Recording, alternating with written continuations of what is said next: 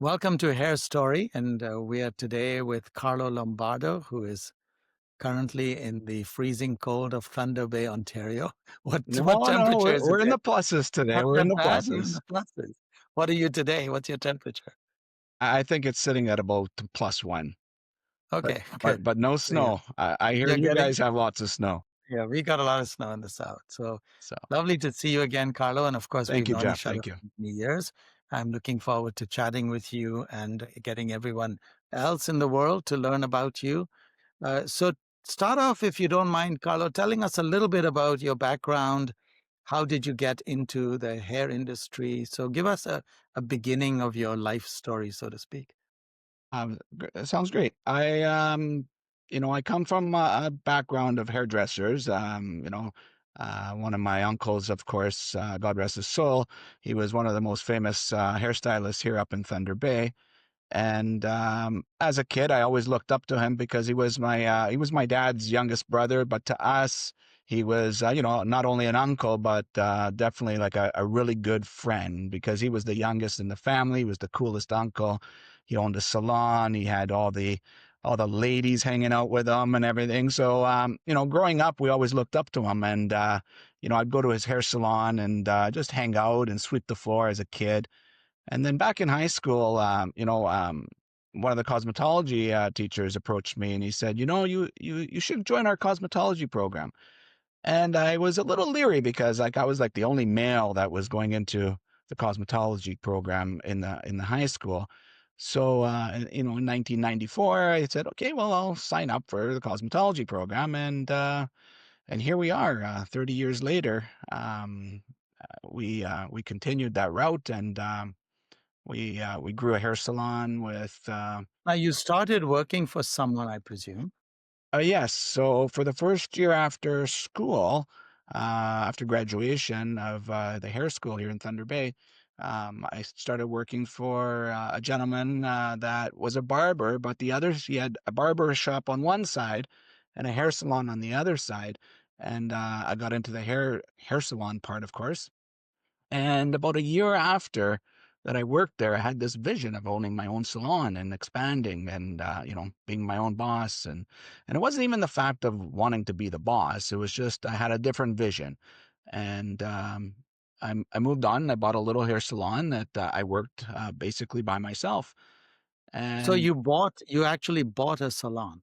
yes, I bought an existing little salon and I basically ran it as a one-man show until my brother followed my footsteps and went into hair school.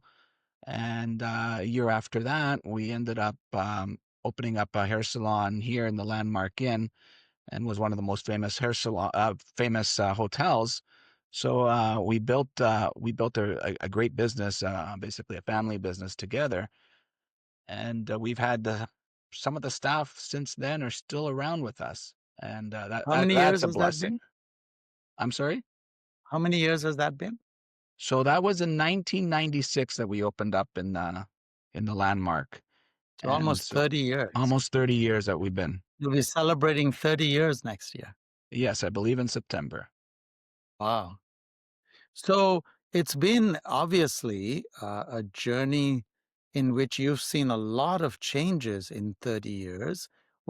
As you look over those 30 years, starting off with changes, what are some of the changes you've observed? Changes in your clientele, changes in your workers, changes in the world? What sort of changes and changes in you?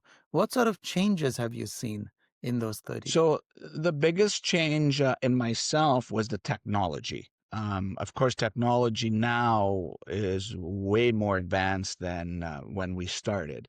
If Give I me an had example. Give me an example of that. Well, an example, we all did our appointments by pen and paper, like an appointment book, where now we have so many programs available to us that makes, our life a lot easier. Prior I used to have my receptionist would spend 2 hours calling to confirm appointments, where now it's a push of a button or not even a push of a button. It's automatic with the systems that send out the reminders and the confirmations. So, just right there saves us 2 hours a day in basically labor. Um, The other biggest challenge that or in change is of course staffing. I consider myself one of the most fortunate that I still have, I think, 6 or 7 core staff members that have been with us for anywhere from 20 to 25 years. So definitely we're blessed with some great staff members. But prior, like back in the day when I started, there was 30, 40 people in the hair school, where now it's dropped, especially after COVID, so much. But I do see a little bit of an uptrend. The school is getting a lot busier. I think the industry is going to recover. I feel that people are getting back into the program, but staffing and retention was a challenge. Um, Rising costs. I compare what we paid, prior to COVID for even rent, taxes, insurance, products. You know, it's a lot tougher now to run a business compared to even 10 years ago. So, what changes have you seen in the client area of life? So yeah, so the client changes. Loyalty is a tough one nowadays. People want things done now, and the people phone, and if they can't get in, I'm not saying everybody, but a lot of them will jump ship. The loyalty compared to back in the day is definitely different. The internet and the YouTube and the TikToks, AI now, people are coming in with pictures, and it makes it tougher on a stylist because it's some of the stuff is not, you know, something that you could just take on and get it done in that service in that time, and it's explaining to the customers now. And so and the knowledge is out there. They're able to search the internet and get all the information they're looking for. So there's no hiding anything. Not that we were hiding anything at any given time, but um you gotta be on the ball now. And currently, obviously, the economy in North America and many parts of the world is really in a substantial downturn. What are you seeing with your clients currently with the economic situation being the way it is? So we definitely have seen a change in the spending, the consistency of the 4 weeks or 6 weeks, returning clients. They're pushing their services maybe an extra week or two, especially color services, chemical services. Um, the economy definitely has put a little damper into our business for sure. Um, I find even in the nail division of our salon, the aesthetics, that took a little bit of a hit for a while because and eyelashes, and we found that people once after COVID, they removed their eyelashes or they didn't get their nail art done and everything because we weren't available, and it was hard to get them back into that routine and getting them back to the 4 week or 5 week services. So for every week that person prolongs their service, it's an income that you're losing. And I find that the economy and the high rising costs of living now is affecting our services. So, over the 30 years that you've been a salon owner and a hairstylist, what have you observed in styles? And you refer to technology also. What have you seen in changes in that part of the world, of the hair world? As for styles, if I had to say that the styles are have changed a large amount, I I cannot really see the difference in changes in that part. Like the styles are going to the trends that are today. So for every year that there's always something that's changing. Yes, definitely. But the with the internet and the technology, it's a lot easier to follow the trends and follow the styles. And as an individual, you're able to to get access to that and you know want it because I feel that especially the younger generation when they see a trend then they follow it quickly, and of course they bring it to our attention right away. I do find that we in our industry we've lacked a little bit lately, especially and I hate to bring that up after COVID with the conventions and the hair shows and the education part. So I try to stay positive with my staff members and give them the education that we need and the trends that are coming out and stay on top of everything so we could offer those services to our clients. If someone came to you today and said, Carlo, I'm thinking of opening up a hair salon. I'd like to have a successful salon like you. Question number one, would you suggest I do it? Well, the first question I would ask them and is if they are willing to work more than 7 hours a day, then we could continue with the conversation. Yes. It is not easy, and as we all know, it doesn't matter what business you're in, but in the hairdressing business, it's not as easy as everybody may think it is, right? Again, the rising costs, the rent, the insurance, the taxes, it makes it very, very difficult. The profit margins aren't like they used to be due to that, right? So um, again, it's all on their vision. Some people want that big step in their life of having their own salon. What I find now, it's a lot more independence, a lot more chair rentals, more little booths. The days of the big hair salons, it's not like it used to be. I know here in Thunder Bay for sure. There was some big salons with multiple 10 plus hairdressers in each salon and it's hard to come across that now. Again, I'm blessed that I do have 12 to 15 people working in our salon, but I'm pretty much one of the few here. And yeah, I'm like seeing that too as I travel around North America. I see those big salon models are getting less and less. It's extremely expensive to start one, and then finding good people to work for you and keeping them becomes the other challenge after you've started a salon. Now you have to keep those people. Not only do you have to spend a lot of money to make the salon look beautiful, you've now got to find good talent, keep good talent, and keep the customers happy. It's not, I would suggest, and you can let me know if you agree or not, I would suggest that it's a lot more difficult to start and grow a salon today than when you started and grew your salon. Would you agree with that?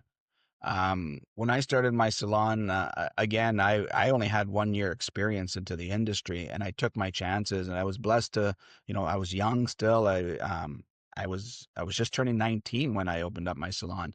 And, I still lived at home and my parents, they basically just said, if this is what you want to do, we're going to support you. And at the end of the day, if you could just make enough to pay your rent, that's all you need to worry about until you build your business. And there was days that I only had, one customer, but I went out and I pounded the pavement and we were young. So of course we hit the nightclubs, we hit the restaurants, we hit all the little parties and stuff. And, you pushed your cards and just I built on reputation and just great service, and that was my goal is to give great service and people would just word of mouth. Back then there was Facebook didn't really exist, and everything was done on you know basically pen and paper and word of mouth. Word of mouth was the best advertising back there, right? So where now, you could post so much stuff on social media, the Facebook, Instagram. It's so much easier. Also back then, like we used to advertise, and that was very costly because it was the newspaper or flyers. I can't tell you how many flyers we put out. When we started to in the neighborhood on cars and parking lots. So it was definitely a different time compared to now. But now it's a lot tougher to open up a hair salon and be successful to if you want to be a bigger So business. would your advice then to me asking you about opening a salon, would your advice be Sure, if you want to open a salon, but start small, don't start big.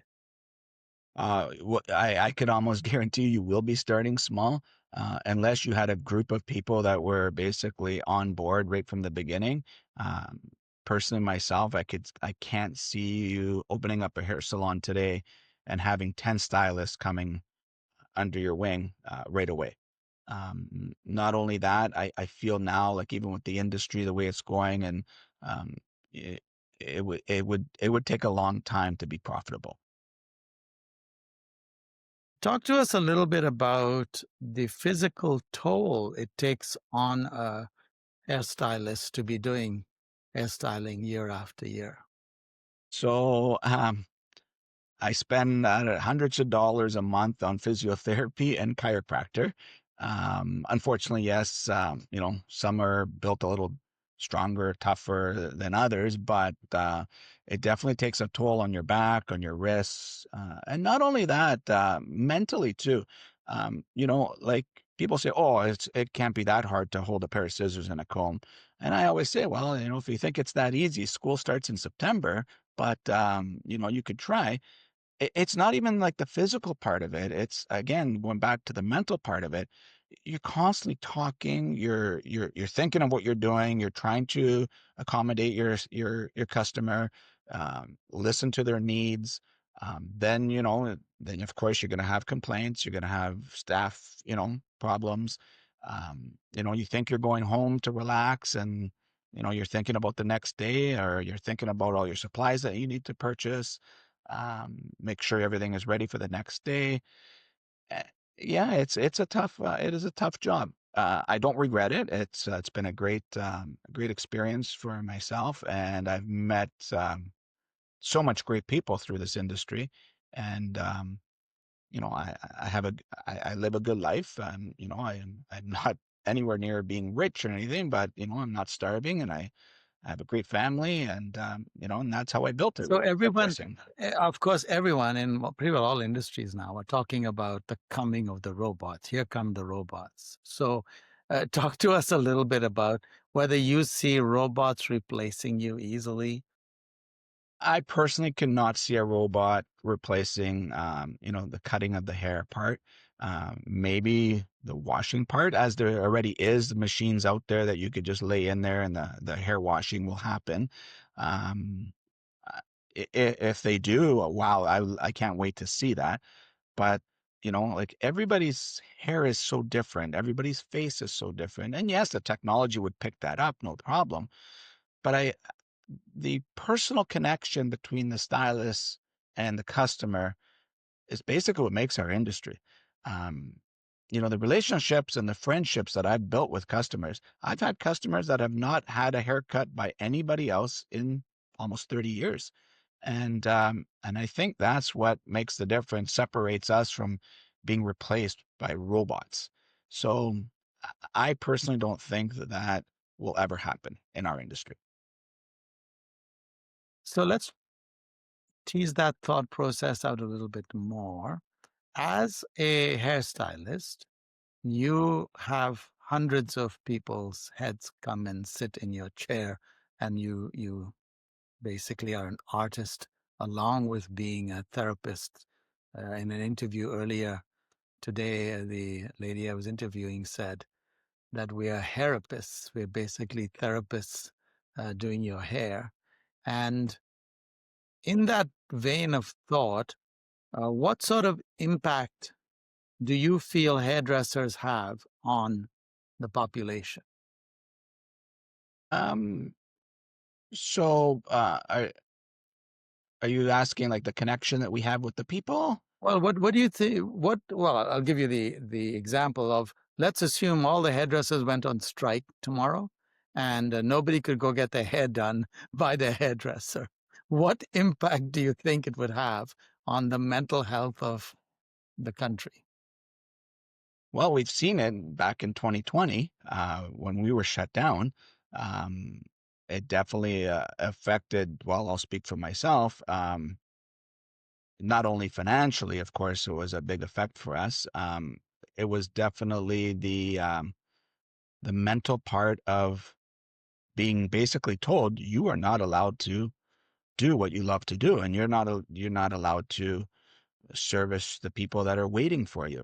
And, people reached out to us, well, pretty much every day. And, of course, people, they're like, oh, we won't tell anybody, can you come and do our hair? And we respected the fact that we were in a COVID situation.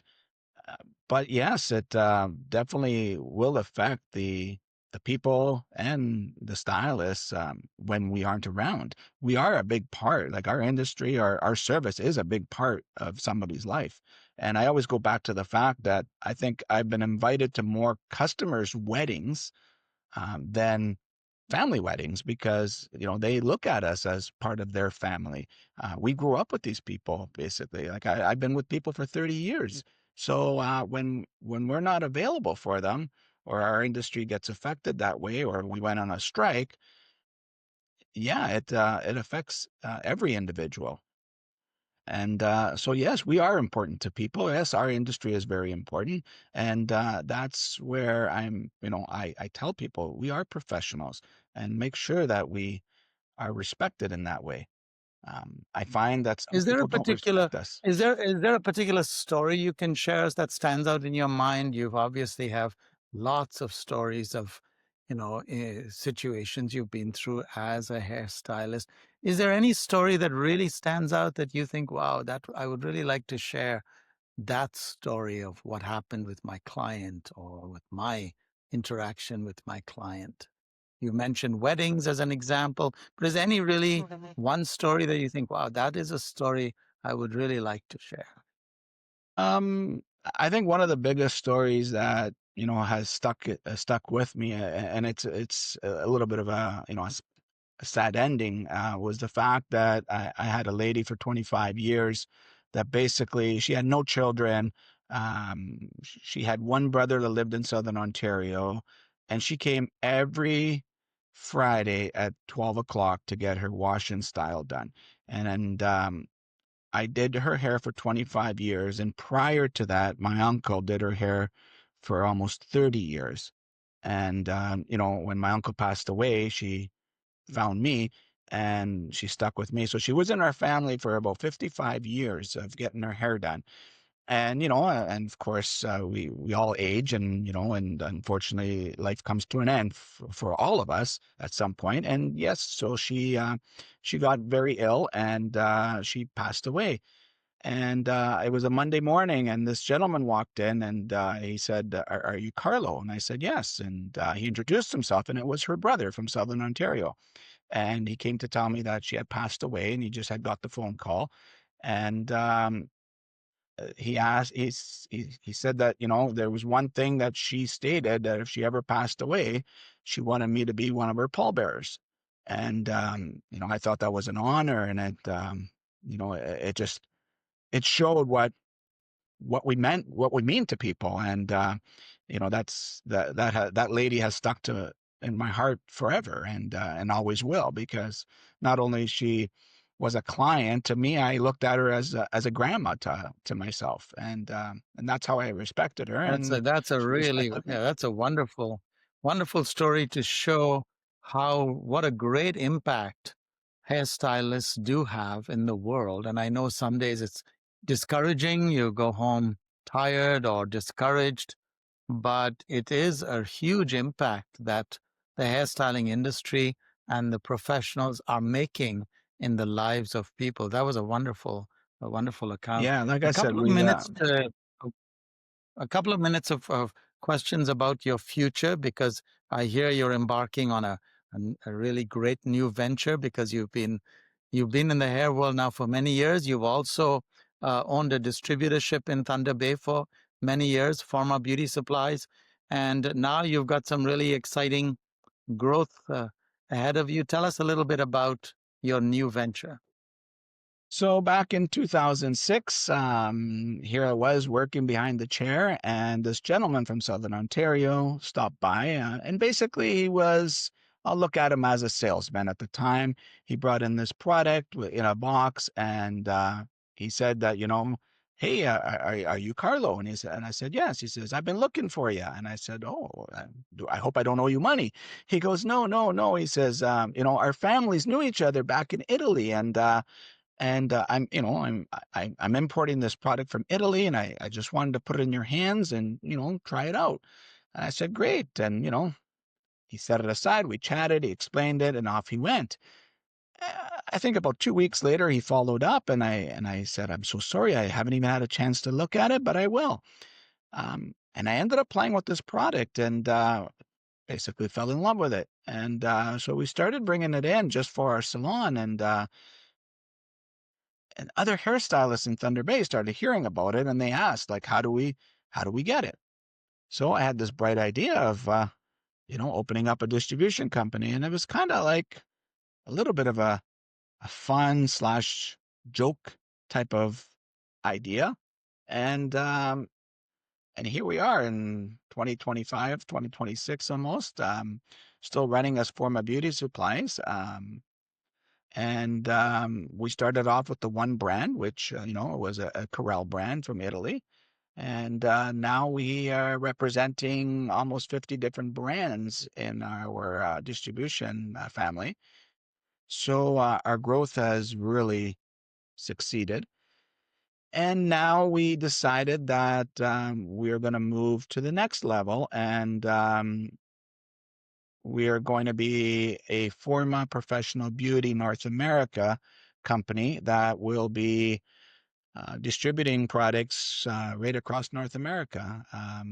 We have connected with some other people and some other brands, and we are we are just in the process of moving our warehouse and having a new training center, new space, more people.